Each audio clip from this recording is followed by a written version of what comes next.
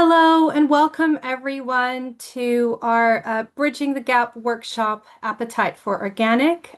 This is a collaboration with Bridging the Gap and Sustainable Food Places. And this webinar this workshop is really intended for food partnerships and their place-based colleagues and local authorities to talk about how we can expand and build on access to organic food. So, exploring the opportunities as well as the barriers and how to integrate this into your food partnership working. If I have an echo, I can address this. If anyone else know, just in case, I will add my headset in case that improves it.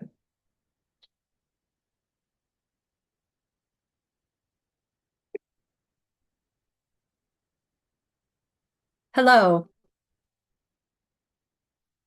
So, before we begin in earnest, I would like to remind everybody that all of our events, webinars, and workshops at Sustain and Sustainable Food Places are welcoming and inclusive spaces.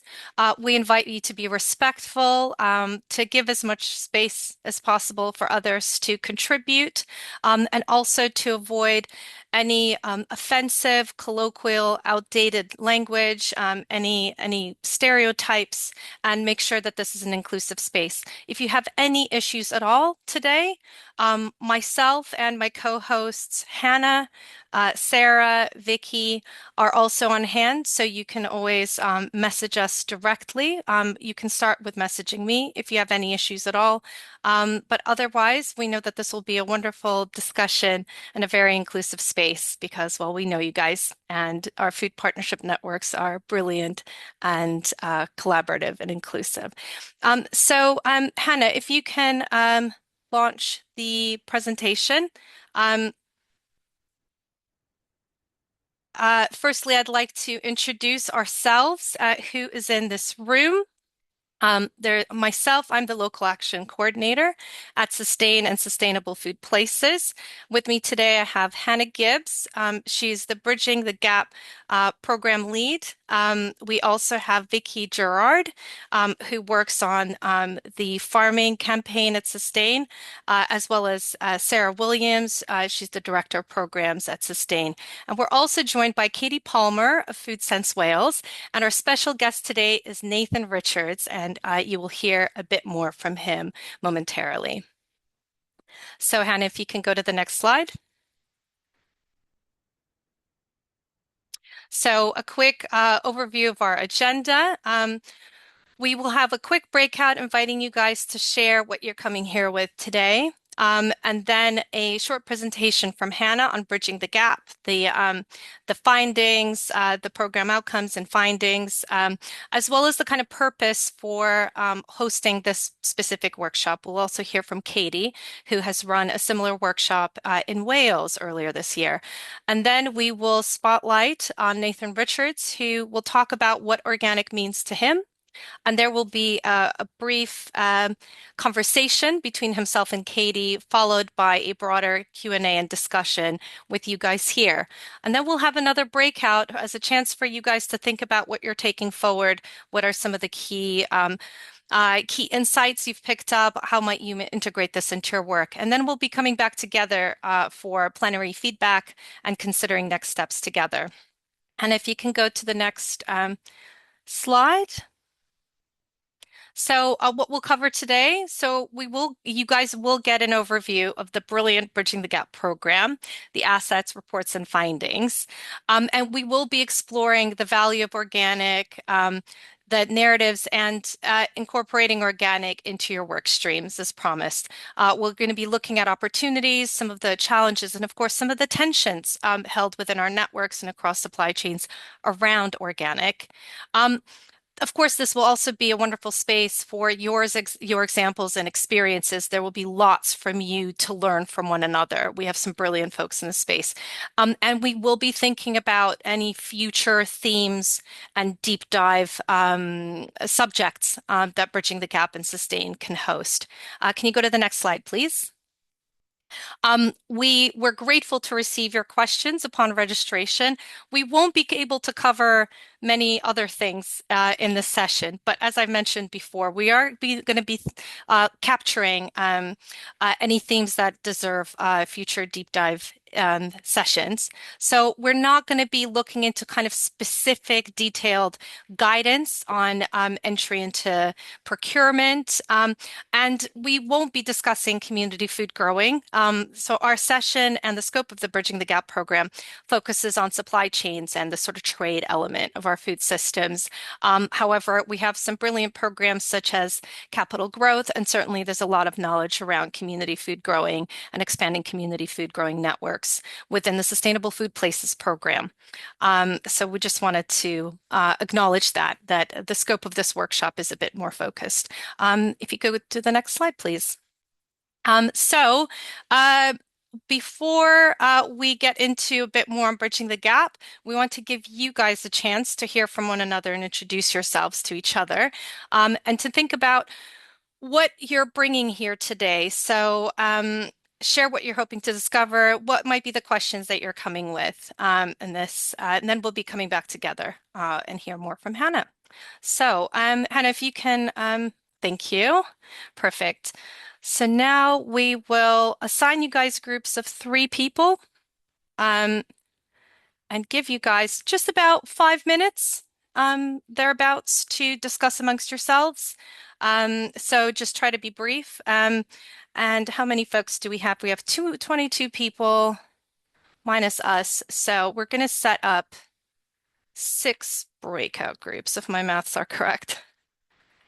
Um, Great. So we'll see you guys in about 5, 6 minutes.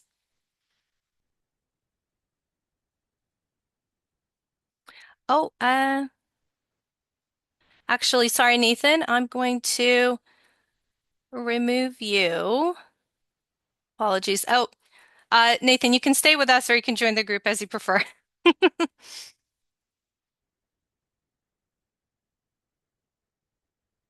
Okay, great.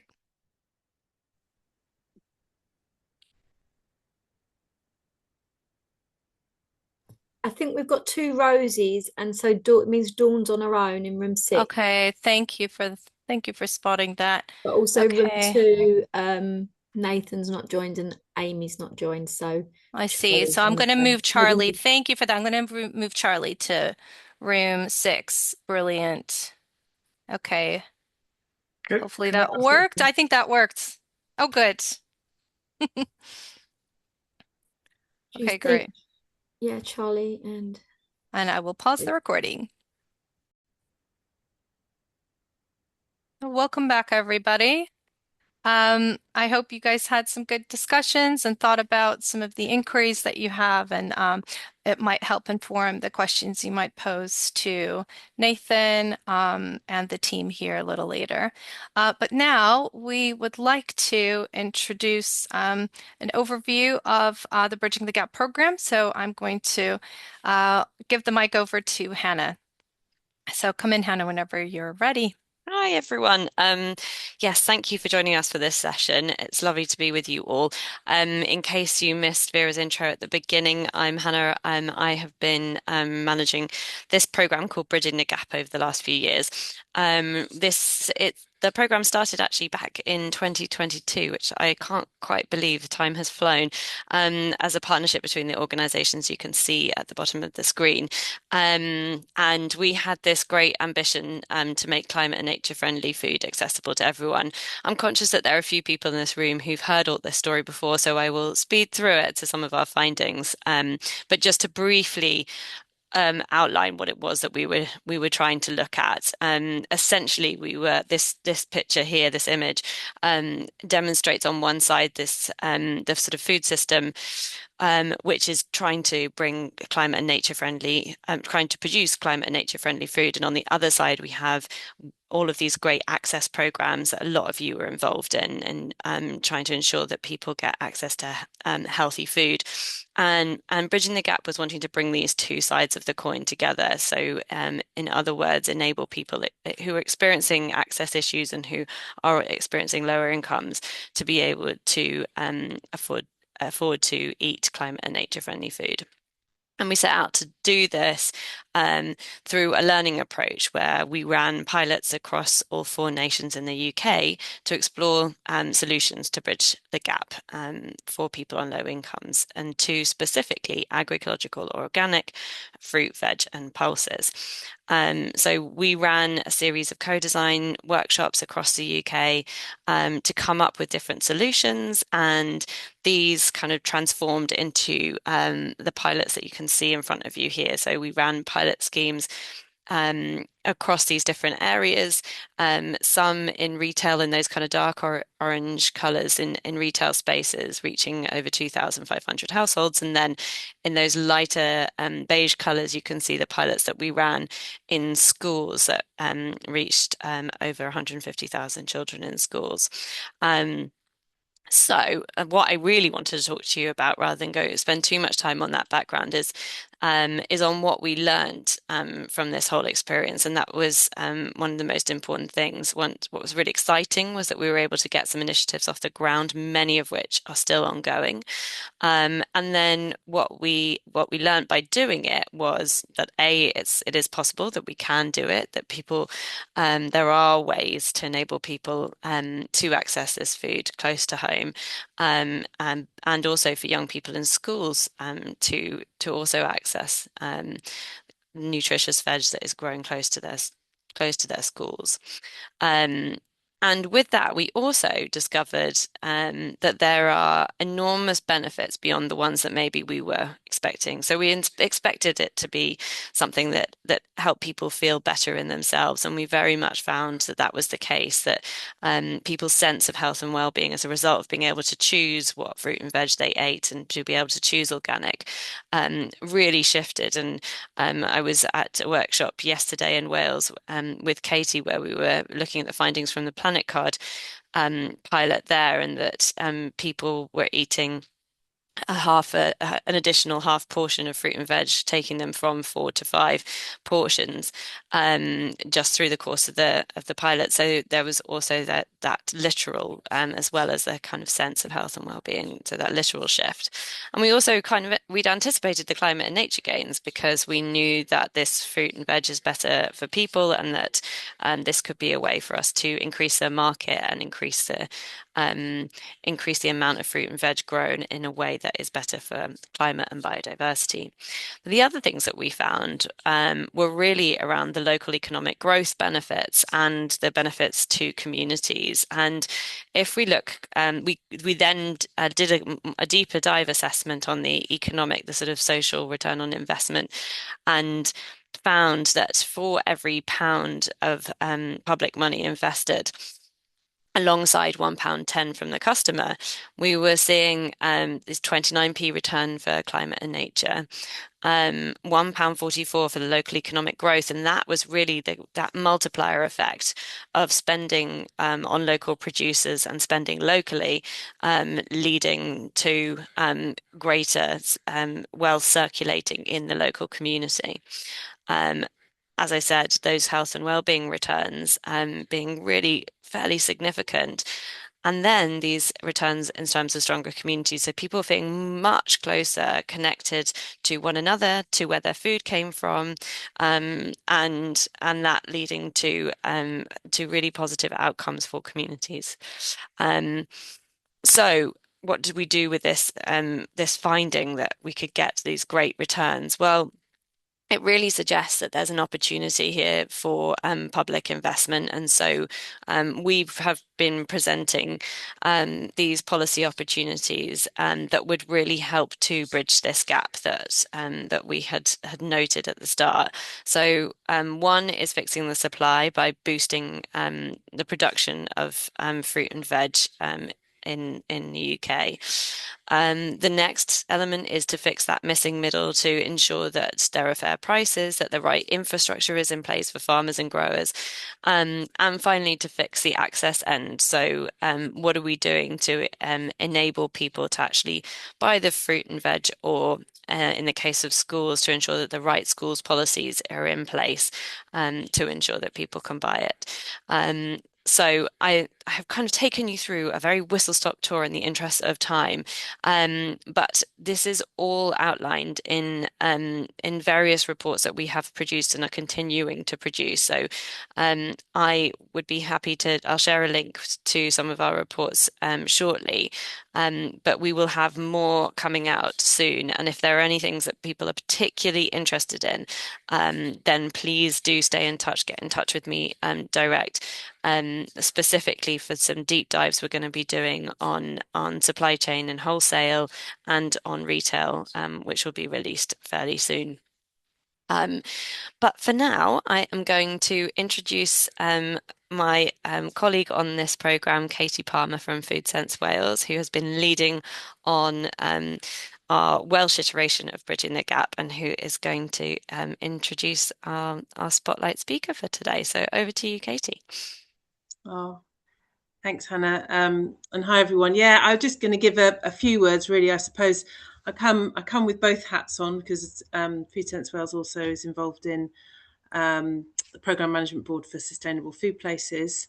And also we've been involved with Bridging the Gap from the outset as well, which I guess is given me quite a unique perspective on trying to think of some of the challenges that we have. And I think one of the things that we've had in the sitting around the table with Bridging the Gap has been how to talk about planet and nature friendly food in a way that appeals to consumers, and but also works with policymakers and things as well. And it's been really challenging. We keep on coming back to organic as the thing that is the thing that says it all, really.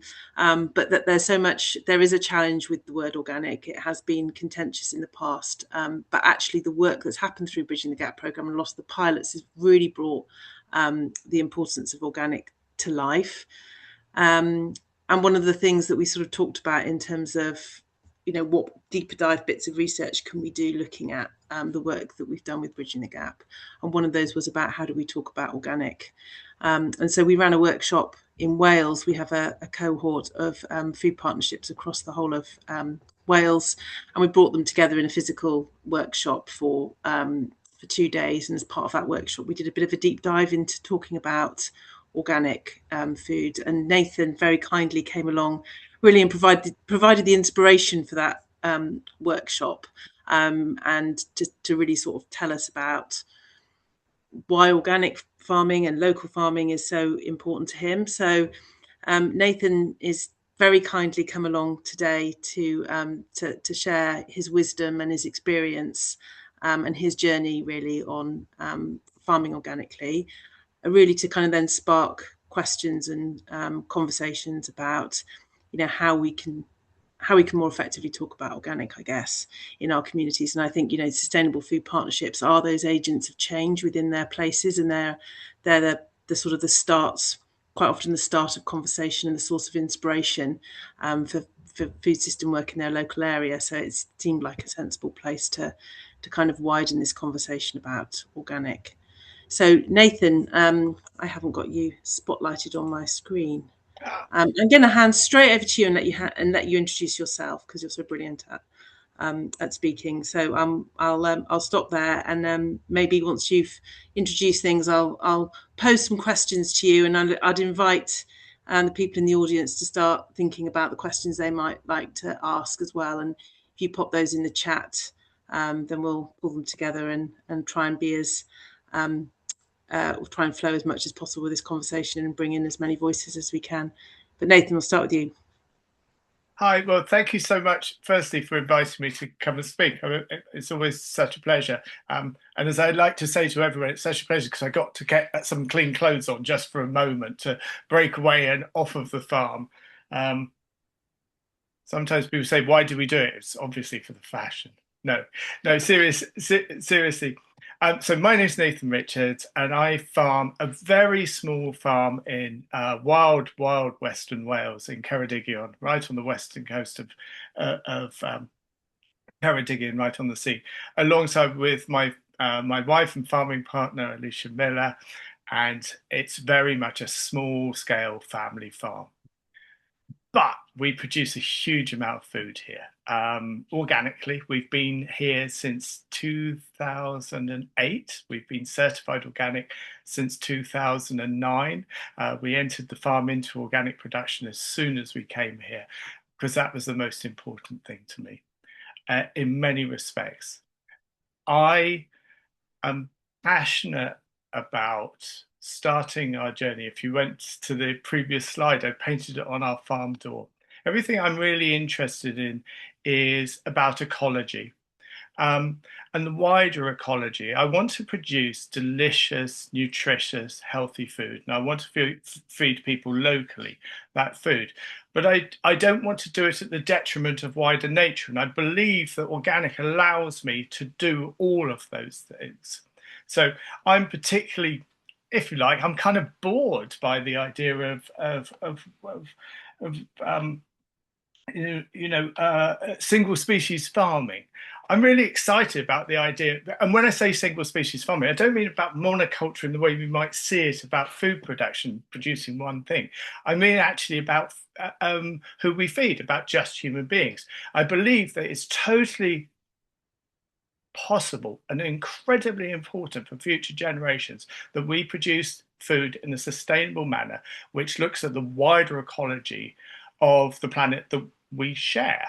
And I believe that it's absolutely possible to produce delicious, nutritious, sustainable food from that perspective and to do it economically. And so that's what we're trying to do here at the farm. So to give an idea of what we do ourselves, what our interest is we run a small scale vegetable box scheme. I do about 100 veg boxes every week, 52 weeks of the year. And we produce for two local markets. I do a farmer's market in Aberystwyth, and I do a farmer's market in North Pembrokeshire. I feel it's really important to be the alternative. If you're going to be that, if you're going to say that you're going to produce food, you've got to go and produce food. So we always turn up. We produce food 52 weeks of the year. I've noticed that human beings eat food 52 weeks of the year. So I think it's really important that we produce food 52 weeks of the year. And what I'm particularly interested in is going, I don't want to produce for vast, amounts. I want to produce for my local community, but that's quite a large local community. So we produce quite a lot of food. So that's essentially what we do here. Why do I value the word organic? Because I really trust in it. And there's something about, there was an old addendum, we used to hear quite a lot. It's food you can taste, food you can trust. And I think that the word is still incredibly important. To me, it really is. There are a lot of new words which have come on.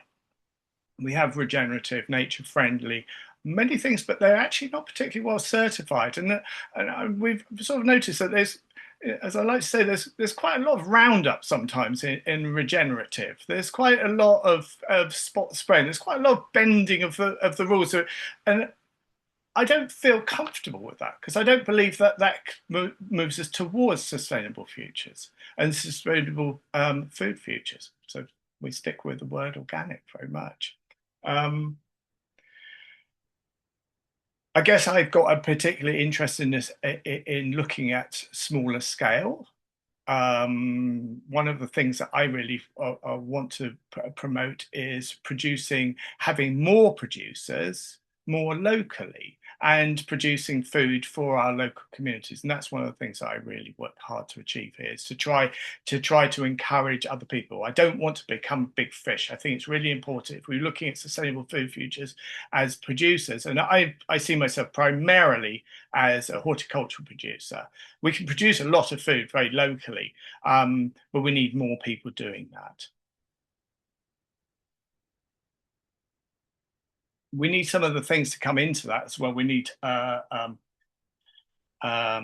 investment in training. One of the biggest areas that we come up against quite a lot of the time is that there aren't that many people actually particularly skilled at producing food anymore, and I think that's really important. So one of the key things that we do here at our farm is that we host and we do training events, and we have young people coming through the farm all of the time. In many respects, I think that's one of the most important outputs that the farm has done over the years. I wonder if there's any more that you'd like to ask me, Katie. Yeah, I'm stalling slightly. No, it's fine. I wanted to let you speak. So one of the things that I found fascinating when we spoke in West Wales, because we weren't very far away from you, were we? We were at the Moody Meadows. We were only about 5 or 6 miles down the road. That we went back in history a bit. We went back sort of pre-Green Revolution and had a little bit of a discussion about, actually we weren't using all of these inputs 100 years ago. And yet we've had to, since the Green Revolution, we've had to create new terminology for the way in which we were producing food a long time ago. Yeah. I was just wondering about, you talked about that very, very articulately. I was wondering if you could just kind of go back in history a bit, because I think the long view on some of this is really important. I just feel this. I feel that wherever there are people, it's a great indicator that there were people before, and we all used to feed ourselves. And I still believe that we can do that. Wherever there are people who have survived, and there are people everywhere. So we've always eaten from the land, but we've commodified the way that we're producing food so terribly, and we've forgotten our own connections with the land. What we need to think about is that the land is there, and if we look after the land and we think of it and we treat it in an ecologically kindly manner, we can produce food where we are, and we always used to. Our forefathers, the farmers that were farmed this farm previous to me, wouldn't have gone to the supermarket to pick up food. They were still able to feed off of the land, and it was a delicious. It was different. But it was quite probably much more difficult to do, because we actually have the benefits of some of the modern technologies, which allow us to extend our seasons and things like that. But we've always been able to do that. And you talked about the ecology, not in terms of the nature that you find in the farm, but also the system. So that how much value you place on actually going to the market and having the connections with them. And Hannah mentioned earlier that we had our Planet Card event yesterday in Cardiff, and it's exactly what we were hearing with Paul, who runs one of the vegetables and Cardiff farmers markets. It's one of the most. I think it's one of the most important things that we can do. Not only feed people, but feed the imagination of people. The way that we have come to food for a lot of people now is over a barcode. There's no conversation, and I would say this. I always say there's no community in a barcode. What I love about being able to be a farmer grower who actually produces a lot of food for feed people year round is to have that relationship with the customer, to actually the people who are eating it be able to be a friendly educator.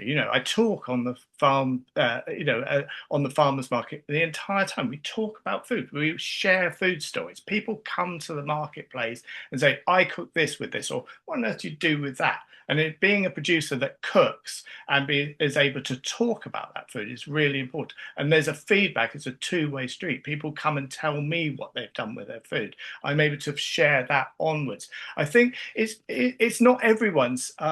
It's not what everyone is able to access, but for us, that's the way. That's the most brilliant thing, and we absolutely love doing that.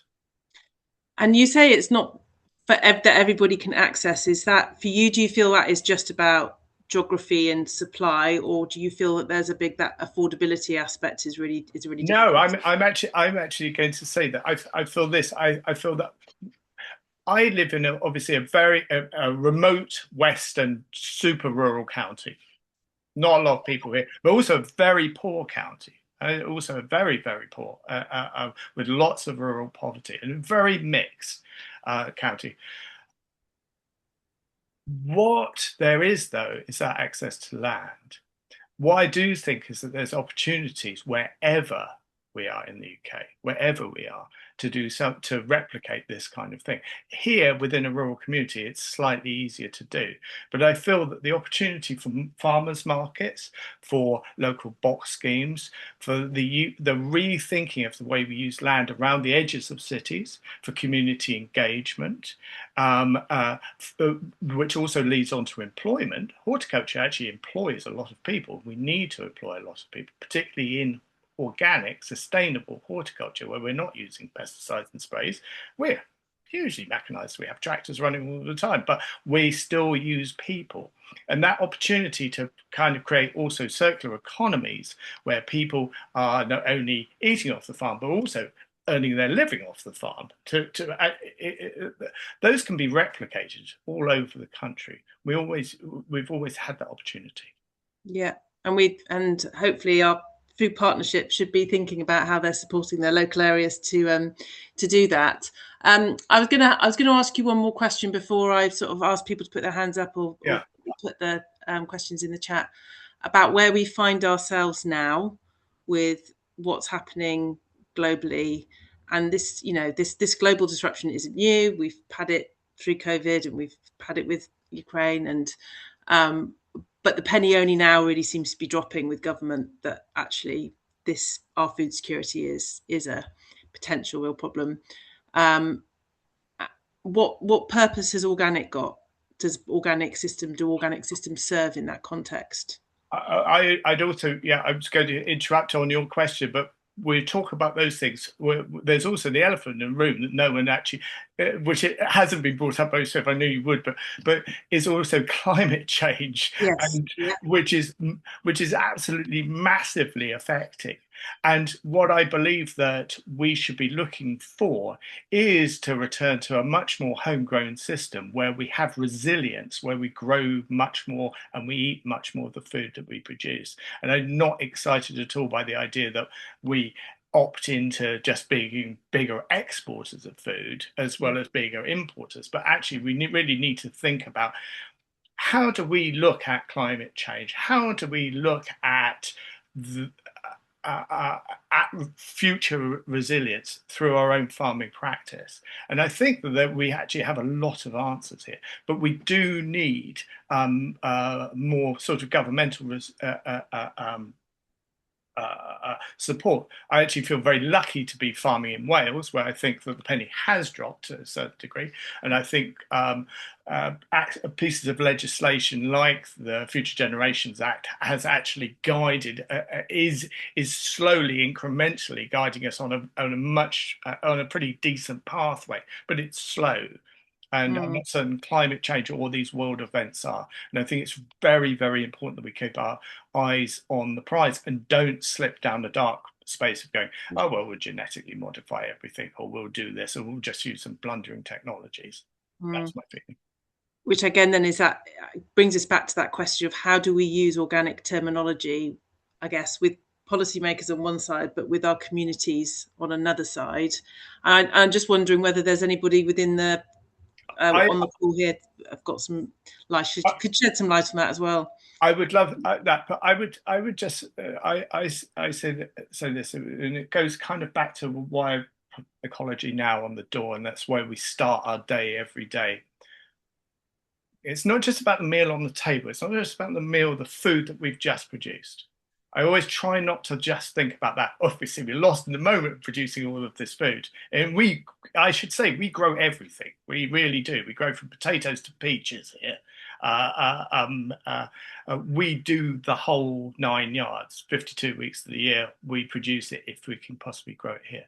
But the most important thing about that thinking is that forward thinking is, will our land still sustain this for the future, for the generations to come? And they also should inherit the beauty. They should inherit the biodiversity. They should inherit the ecology, as the ecology and the biodiversity should inherit them. And I want to make sure that all of our farming thinks about that. And I also want to, one last thing for me is that I also think when we're talking about nutritious food for everyone, It is. It's a right for everyone that we should be feeding people nutritious food, but it also should be delicious food.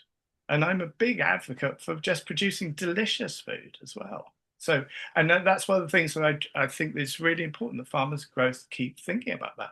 Well, is this going to be delicious? How can we share that? I love it. Yeah, Great. and we have to thank you for the fact that our food partnerships went away from the workshop saying, we want our food system to be deliciously resilient.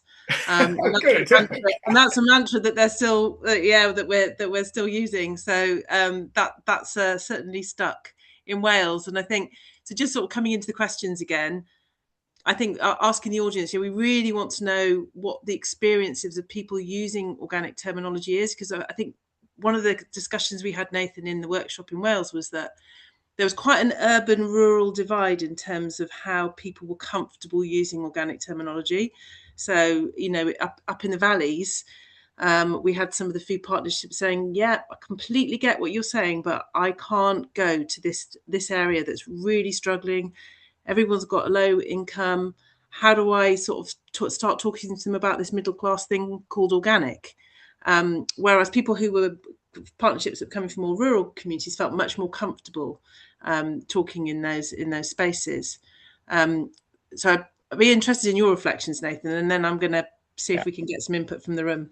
So I'd say this is if we can build this up. So okay, I'm in a rural place. So where I am, for instance, where our farm sits, surrounded by little villages, not huge numbers of people. We, by the way, deliver vegetables within a 29-mile radius of our farm. That's as far as we get. That's all we do.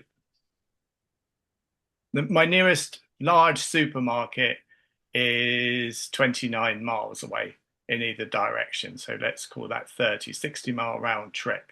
Our nearest slightly smaller supermarket in Cardigan is a 14-mile. That's 28 miles. For anyone around here looking at fuel costs, if they come to me, I'm cheaper with my organic label. I'm cheaper than them driving to the supermarket. I've got a far better ecological outcome. I go to my own marketplace and I feed the spectrum of people. So I have young families with not very much money who still come to my stall and buy very good, nutritious and delicious food, and always reflect on the fact that it is such good value because it doesn't go off because we've harvested the day before or we've harvested on the morning of the market, and they've got 7 or 8 days of something being delicious and with a really good food story in it. There is a saving because it's not going to, in so many ways, it's got a very good ecological backstory, but it's actually is also lasted. It's really, the value is there in the bag, or the value is there in that raw carrot, which is dirty, which hasn't been washed, because it's going to last. It's not going to go off. And people start getting that and start going, actually, though this appears to be quite expensive, when I actually sit down and work this out, this is really good value. Now, I think that there's the opportunity to replicate that. And whether we're on the outskirts of Cardiff or Reading or anywhere else in the UK, if we found that access to land and we started producing much closer to cities and being able to tell that story, to be able to be those educators, and for people to actually realise that the bog off they got wasn't at the supermarket, was really actually very poor value. But I would also say this is that from a farmer perspective, and from a food advocate and farmer perspective, it's the other area that we really have to work on, with not only with our perception of what organic is, but I actually think that it's about time that we started telling the story of what non-organic is, and actually how bad some of that food is and how poorly it has served us. And I think that we've got a really strong story in our favour if we push ours, but if we work on policy work, which actually starts moving us towards putting pressure on the polluter to pay. So it's a two-way street. Yeah. Thanks, Nathan. Yeah, and that was definitely something that came out when we talked about polluter paying and how the world seemed a bit topsy-turvy when you were paying apparently paying more for doing the right thing. Hannah, have we got some Yeah. questions coming in? Yes, we've got a couple of questions come in. So the first one now, as we're on polluter pays and the idea of thinking about climate change, how much do you think about growing sort of climate resilient crops specifically, Nathan, that might not feel ideal right now at this moment, but feel like they're worth investing in for a few decades ahead? Absolutely, and that's so it's a brilliant question because it's one that I've talked with my daughter who's 22 and might be very interested in taking the farm on. We engage with her. The organic farming is all about the long view. Now, okay, so the panel is kind of completely out at the moment with climate change. So I don't know which way it's going, but we are making those inroads. So, for instance, as I mentioned, peaches there, we are now growing stone fruit, and we're growing it on a fairly large scale for a small farm, but we're growing it inside polytunnels. We're using technology to think about how might we think about climate change here. Is it going to be warmer? Are these better conditions? Should we be thinking about stone fruit here? If people want to eat stone fruit all of the time, maybe what we should also be thinking about is you can't eat stone fruit all the time, but you can eat it when it's in season in the UK. And if we can put that into season in the UK, that's really important, that we think that way. We do need to look at resilience in crops, and we do need to look at what we can produce here, but it is quite a vast amount of different things. But we also need to reintroduce the idea of, and that's another reason I love selling on a market store or through a box scheme, is that you reintroduce the ideas around seasonal eating. And you're able to talk about seasonal eating directly to the customer. And I talk to them about, my own joy of seasonal eating, that I'm, by the end of courgette season, I'm really, really ready to not eat courgettes anymore. Certainly because I have to harvest, 300 plants every day. And I'm ready for purple sprouting broccoli. But by the end of purple sprouting broccoli, God, could I eat a tomato right now? But they're coming, and there's this deliciousness. There's this delicious trail. So I think it's those couple of things. But as far as resilience on crops, absolutely, and we also need to put the resilience spade work into that too. We need to be thinking about seed. One of the things which is not regularly talked about is seed. Most of the seed that we have in the UK doesn't come from the UK. Most of the seed is now is big conglomerate companies owning seed. We need to think about, and is that seed really suitable for here? It might be a Dutch company, but they're producing it in China now. Are those conditions the same? Do we really want to be involved? No, we need to look at the resilience throughout that system. I'm excited by the idea of growing stone fruit. I'd be very excited in growing grapes for wine, but that's personal. We have when you were talking about resilience, I think that there's another related question on like the human power resilience as well. And there are two questions that have come up in actually. One sort of around the figures, like how many acres, how many people are earning a living, how many are volunteers, which I think is then connected to you were talking about how this is a kind of family exercise, Nathan. And the other question that came in from Janie is how do you and your team avoid burnout, and how do you balance your work? Well, that goes right back to the last one, the wine part. The grape. No, seriously, it's ridiculous. We work ridiculous. It doesn't. It pays, and we make it work.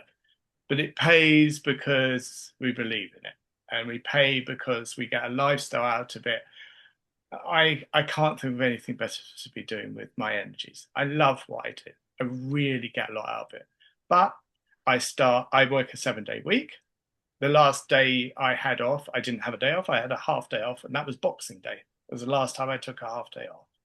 I start work at 5 in the morning, every morning, and The last 2 nights I've gone past 10:30 and then come in and have dinner, which I cooked, which was delicious. It's pretty mad. So the realities of it are pretty hard going. But we are able to employ people. I do employ people, but that's become quite difficult, but we still do it. I think it's unbelievably important. We also do rely on volunteers, but I'm going to come back on that. We don't rely on volunteers. We have volunteers, we have woofers here. I think it's one of the most important exchanges that we can do. Because it gives that opportunity for people to come onto the farm and get some kind of experience and maybe think about whether this is somewhere that they'd like to pursue, whether that be in policy or actually on the kind of coalface of actually being growers. We for a long while were hosts for the Organic Apprenticeship Scheme, the Soil Association Apprenticeship Scheme, which became the Future Growers Programme. Many people who've come through this farm and had their very first taste are now organic growers in their own rights, running operations, whether it be in Sheffield or in Bath or wherever.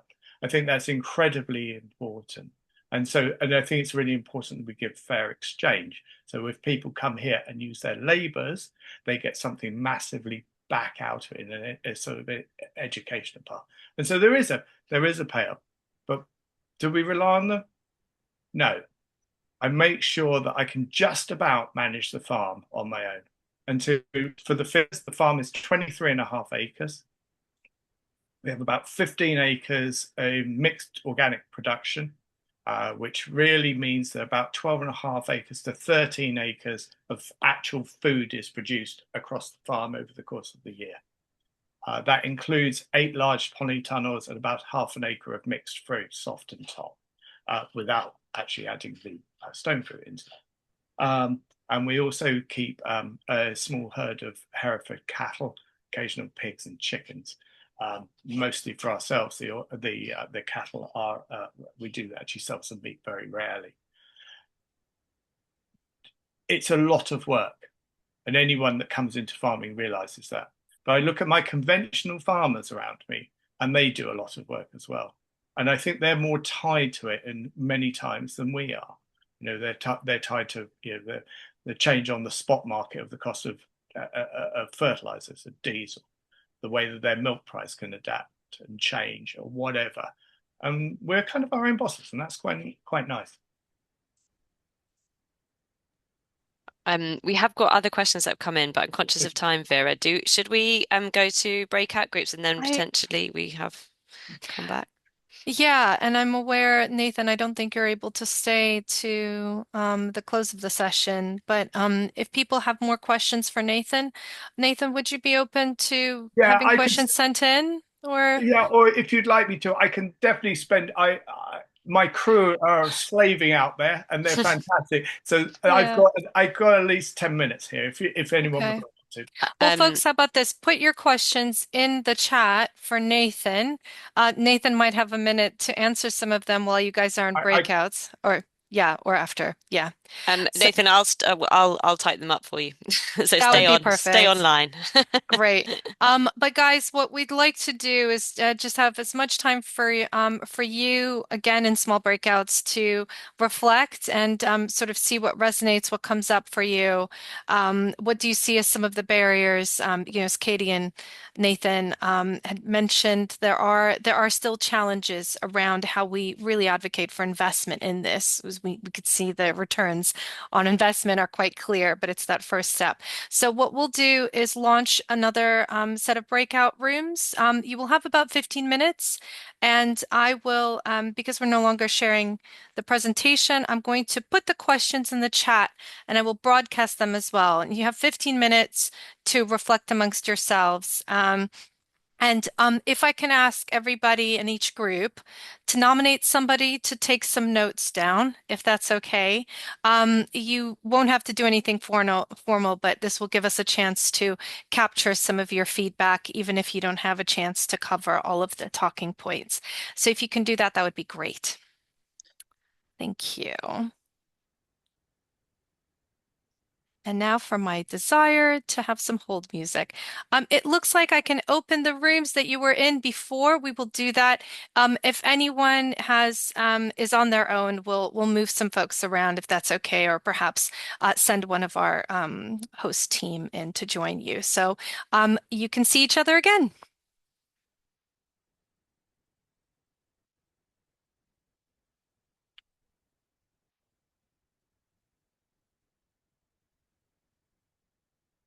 So, and you can repeat.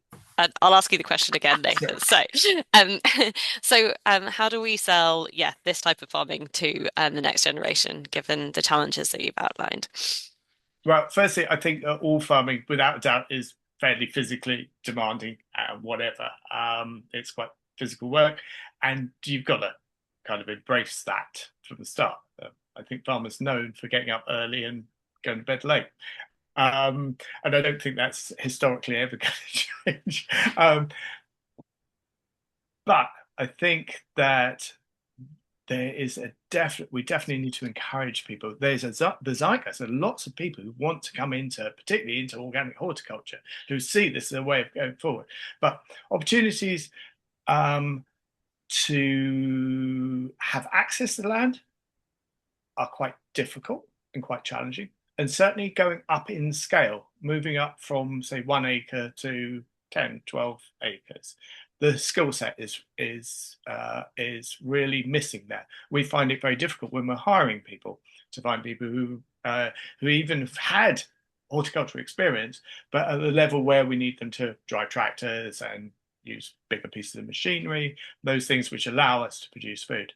And so we need to really find, I think, access to funding for training there, and and I think that's really important.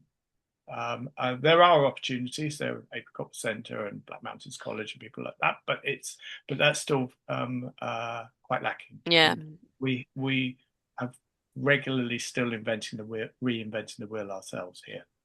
Yeah, completely. There was also a question from Sarah, actually. Sarah, do you want to ask her own question? Yeah, I suppose I was just sort of thinking about the different levers that we try to pull and the context we try to make happen for nature and climate friendly farming. I just wondered about what role you think the local authority in your area has played or could play, or do you just sort of exist despite them being in place? Yes, I just wondered what your sort of thoughts are on existing relationships and how that has helped, and what it could be like in the future to have a sort of enabling local government. I think all of these things, it's always a moving, changing picture. We've also just had a big change of government here within Wales, so that I'm hoping will play out even better. I would say in Wales at the moment, I feel relatively supported sometimes. Actually, big policy stuff seems to support us quite well. As it trickles down into county council and town council level, though, some of these things don't play out, and you really have to be activists to make them work. I wrote a guide to starting farmers markets. I believe that we should have far more farmers markets. You can get quite a lot of kickback when you try to start a farmers market, but being able to actually show how beneficial it is to towns, that's a really good starting place. So maybe starting with your local authority, or and then working down to town council and trying to get people on board with that. I'd also say this, and I think this is more, it would be unfair of me to speak about it, but Katie should speak about this in many respects, is that, the idea that 10 years ago, Welsh school kids in Ceredigion would be eating organic food in their, as part of their offer in their education was, it would be really hard to predicted that, predict. And here we are with Welsh Veg into Schools starting off as a pilot program, which is now how many, Casey will tell me how many local authorities have signed up to that, and how the offer is expanding, and how we've got a large food distribution company in the middle of that who are along on that journey. You know, So unless you start these conversations somewhere, unless you start going, we've got to do this, and then actually you start. And that's why, I mean, the audience, particularly for this workshop today, are people working in their sort of food partnership level, working at local authority level. So I suppose it's about saying to them, what is the sort of, what's the thing that they can help to unlock? And obviously, a lot of this stuff often happens despite that going on, not necessarily because of. So I think hearing that, and I suppose what we're saying, and Katie, you might want to add to that, is that innovation and that belief in trying something new and trying things out and building relationships in the supply chains is definitely worth pursuing, because I think some people can feel, as you say, like, oh my God, that feels so far away in the future. We don't even, it feels too aspirational. But yeah. Katie, I don't know. Yeah, your thoughts. Well, I mean, I think it's the relationship bit as well, isn't it? And I think it's the food partnerships also. It's just having the confidence to go to these key people in the food system that are doing great work, to try and work with them to amplify and diversify and help unlock things that might and sometimes that's unlocking the imagination, actually. Sometimes just really, I'm sorry, I've brought this one up quite a number of times actually, and I do feel like I'm advocating for it almost overly, but I do. It's really small acts like starting a farmers market or local producers market is so cool, because you get to meet people and you meet counsellors, you meet people who are just going to work, taking their kids to school, going to the library, older people, younger people. You start a conversation, and those people then start having conversations amongst themselves. And this trickles back to their town council, and this trickles up the chain. So actually, a very, very small primary act can make massive change. So I always say, get out there, talk about your food. Tell everyone, if you turn up at a farmer's market, turn up all of the time. My farmer's market closes for 3 months during the winter time in Newport, Thames. But I turn up every week. Doesn't matter. There's a slide in there somewhere of me stood out the back of the van. Our town council turn a blind eye to that. The Spa hold me a parking space because they know the influx of people on a Monday to come in who will buy my vegetables. And now a cheese person comes and a bread person comes, and we all do the same thing. It's community building, and it's unbelievably powerful. So small acts. I'm really glad that we're capturing this for the recording. Very good call. I will bring folks back in to plenary in just a minute. But just wanted to add, I think where summits and these kind of more open meetings with speakers is something that pretty much all food partnerships do. And I'm just really inspired by just hearing how it can spark people's imaginations. And I think there is a sort of action there for food partnerships who may not have those kind of high level relationships yet, to just start those conversations and invite those decision makers. But I will broadcast to folks and let them know that, we're coming back in. And so we can continue this conversation together. Sorry, what did you say, Nathan? I'm going to need to leave. Is that okay? A problem? Yeah, that's totally fine. I've got one last quick question for you. Someone's wanted to know what compost you use. We make about 80 tons of our own. That's what I thought you were going to say, something like that. I make huge amounts of our own compost, and for substrate for starting plants, because we raise them ourselves, we use Klausmann's. Okay, thank you for that final piece. And thank you, Nathan. Thank you for everything. Having me. Thank you so much. Bye-bye. Great, Nathan. Thank you. Bye-bye. Bye-bye, everyone. Certified, and there's something around that from that perspective. So in terms of the hardest shift, we were talking there about, in some instances, organic can be, and I think we touched on this earlier, can be seen as a bit of a turn-off, that people react middle class to disadvantaged communities, for example. And there was a conversation about how maybe talking more chemical-free and grown without chemical inputs was a good way to go on that, to actually have effectively organic produce, but not necessarily described as such. I talked about how to work some of the opposing forces, like, for example, Reform UK, and those kind of visceral responses you can get from the right wing on things like this. Opportunities we talked about.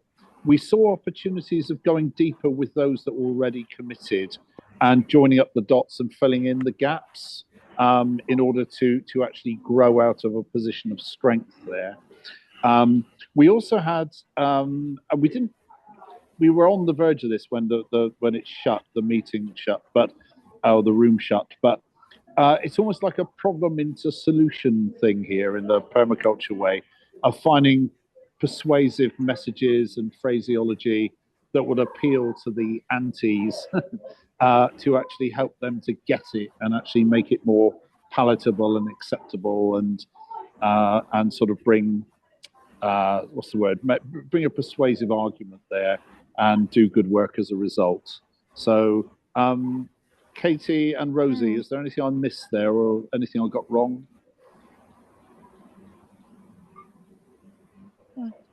Thank you so much, Ian, and Group 3. Thank you. And everybody, by the way, if you want to put some notes in the chat as well on what you discussed, please do. So if who else would like to come in? Just let us know the room you're in. Just go ahead and you can use the raise hand function.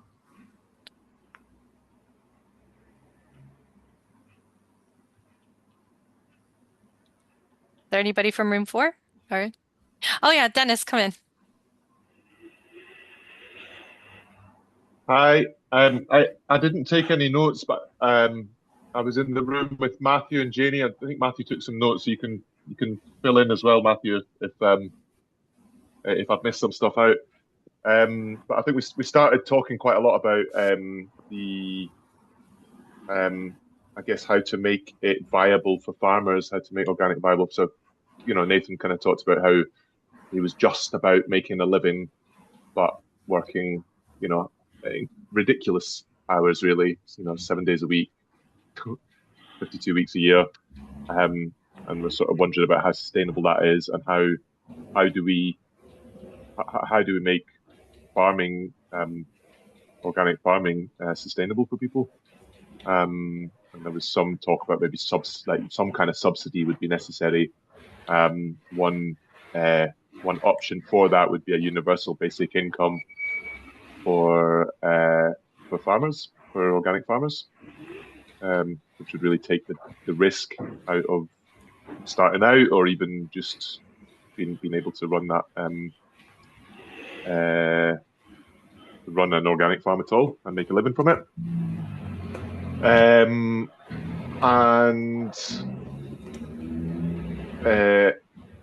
And I suppose then we talked about then we had some chat about how some of these solutions, the solution that Nathan's presenting is very much a local. It's a local solution to that local area, and a lot of the solutions that we're seeing coming out are local, but there's not really a national strategy for that.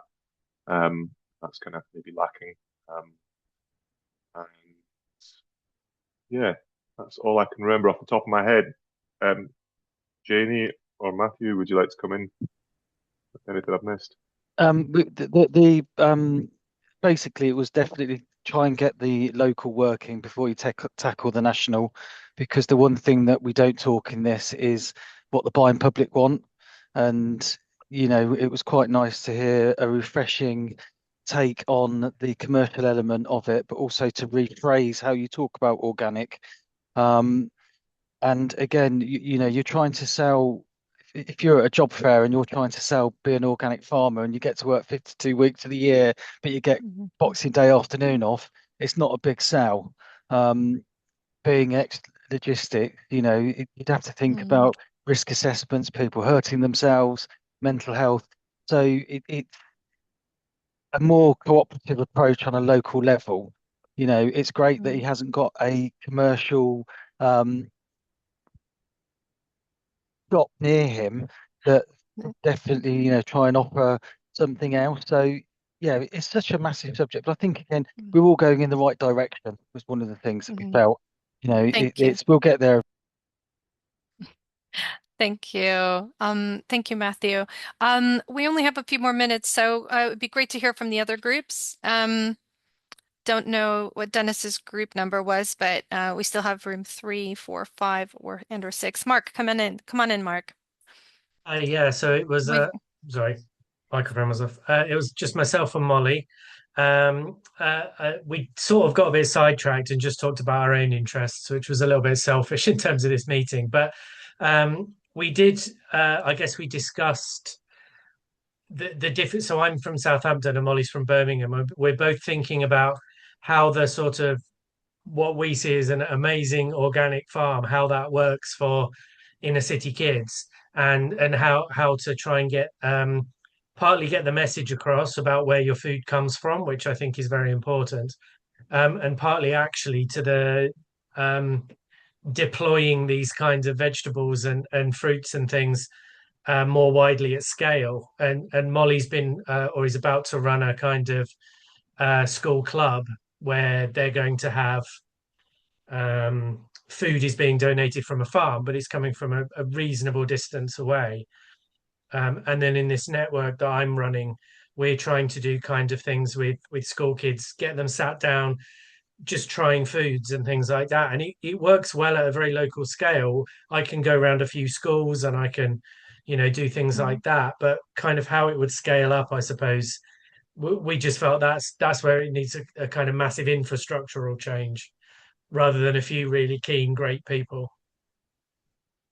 Did you guys talk about what you might want to take forward? It sounds like there's one project, but I don't know if it incorporates organic into it at all. But Yeah, yeah, it hasn't been specifically. I mean, one of yeah, the things that I think Nathan so. mentioned was about the value for money actually being surprisingly high. The cost per unit is probably more, but if it lasts a week and doesn't fall apart in your fridge within Mm, 2 days, so I guess that yeah.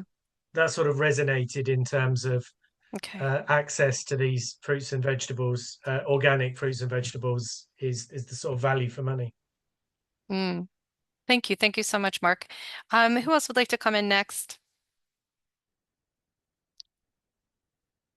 Okay, Laura, come on in.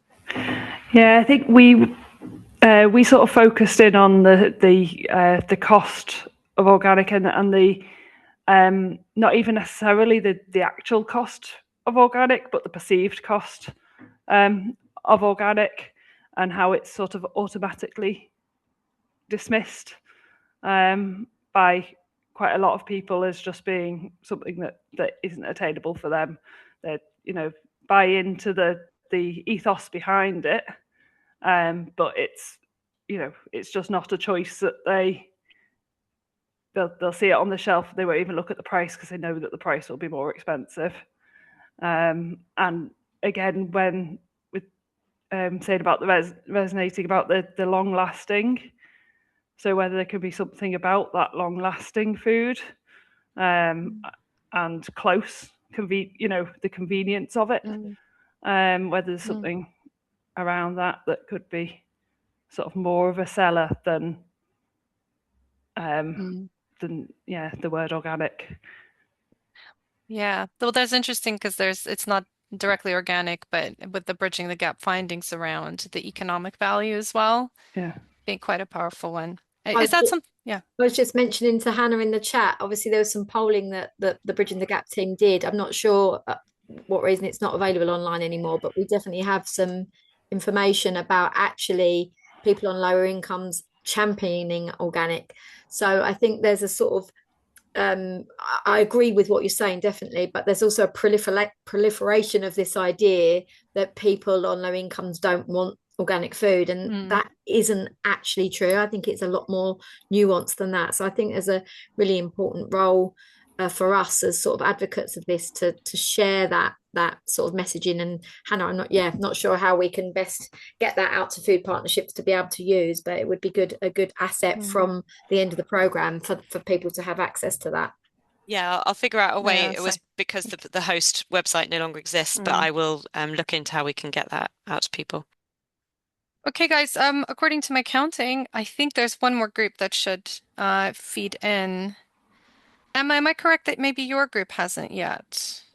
Yes, I think it was just me and Charlie, and now it's just me. But we were sort of talking about some of the ways things work in a rural area and how we can bring that into more urbanized areas. I'm not sure we quite actually came to an idea of what we could do, but definitely considerations. Again, the same considerations that I think a lot of people are having around price and kind of. I'm coming at this from a public health angle of, I think on our agenda is how can we get people eating healthy food and then affordable food, and how can we make that affordable, and then this extra piece I think is really worthwhile, but it's easy for it to kind of get pushed to the side when there are kind of general living cost issues. And I think it's interesting seeing how it works in a rural area and actually that relative affordability. And there is definitely also something to be said on the local economic returns you get from that. But yeah, it's just, maybe this is not a very optimistic point to end on. It feels like it sometimes a lot of pieces to put together. No, this is really useful, and as Katie mentioned previously, that it's a very different context in urban versus rural, making those arguments, and some of the returns on investment aren't as easily or directly or even closely felt. So that's really useful. Somebody's got a lot of background noise. Apologies. But yeah, please, this is an open space. So if anybody else wants to kind of share something that they're maybe thinking about, where might you see your role within your food partnership to expand on this agenda? What might be some opportunities? I think in the chat someone was mentioning, the role of conveners. So I think that the initial conversations, the sharing of evidence, and insights is a really useful, really important role. Ian, you got your hand up. Come on in. It's just a really quick one, really. So, building on what Sarah was saying a few minutes ago, there is something, I think, this is what we found with the Food Sequel Food Systems Equality Project in Plymouth, that by providing very high quality, even though it wasn't always organic in that instance, but providing really high quality organic and conventional vegetables and fruit into disadvantaged communities, people really did value that.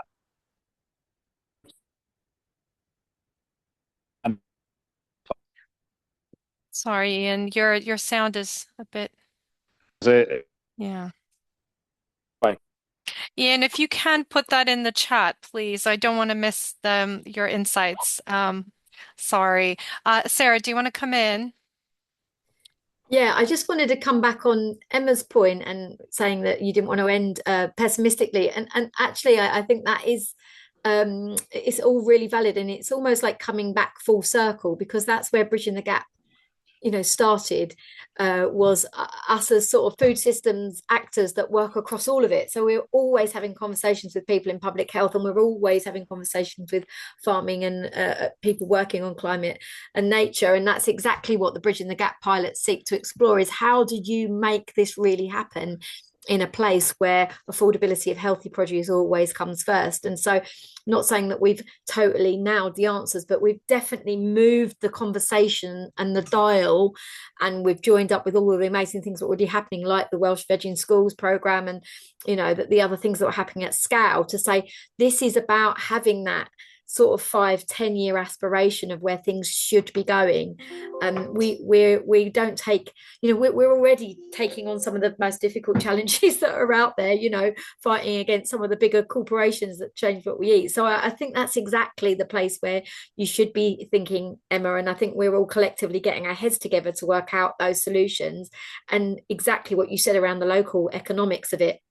At the moment, Sustain are working with some other people and Esme Fairbairn Foundation to say, what is the economic argument for procuring more locally, and how does that stack up? And if you put that argument together with the Bridging the Gap arguments, we get collectively nearer to where we're trying to be. So I would say you might feel a little bit pessimistic, but actually getting hold of some of these knotty challenges and working them through is exactly where we should be. So yeah.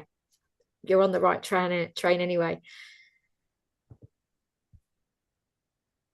Thank you. And I suppose worth plugging, Hannah, the case studies, the in-depth reports exist, and this is really the time for places to think about, yeah, starting those conversations to replicate these models that have shown to work and have yielded those returns on investment. But yeah, any other thoughts as we kind of round this out? Janie, come on in. I'm really just reiterating what Sarah's saying in that there seems to be this big stress on scale, scale, scale. We need, larger people turning to organic. And yet I keep coming back to the fact that if our cities can have, 25 market gardens around them feeding into those cities, or even within the cities, because I've got some knowledge of inner London, those like how Nathan has shown he can produce a huge amount of food on a very small amount of land. And that is kind of what the model that seems to be so resilient, and one that I'm very keen on kind of supporting and enabling, instead of trying to convert the big farmers to just to grow at scale. I know we have to have both, but I still think there's a big opportunity to support many, many more smaller farms. And it's like it echoes what Nathan said, as he wants to stay a small farmer and he wants to see a system where there are lots and lots of people having employment and growing at a kind of more diversified scale, which is it's like a smaller and many more and smaller, which also has resilience, I think, implications and arguments from a resilience perspective, kind of undoing some of those like vulnerable bottlenecks that we see in our food system. Thank you so much, Janie. Thank you so much, everybody, for contributing. We would like to bring this workshop to a close. We hope that it sparked some interesting ideas. Hannah, we plan to just share the Bridging the Gap survey with you guys. So we have a general survey that we've been using for all of the engagement touch points throughout this program. So we will send that your way. And if you would be so gracious, we would like to follow up with you guys to see what you've taken forward from this workshop. So we want to see, sometimes the influence of these touch points isn't seen until weeks or months later. So we hope that you'll be generous with feeding back to us what you're taking forward from it.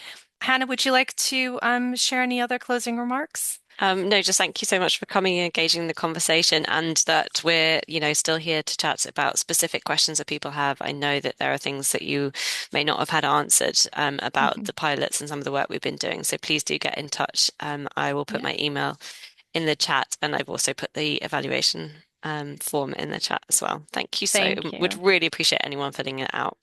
Thank you. Thank you. Have a great day. Thanks, everyone. See you again soon.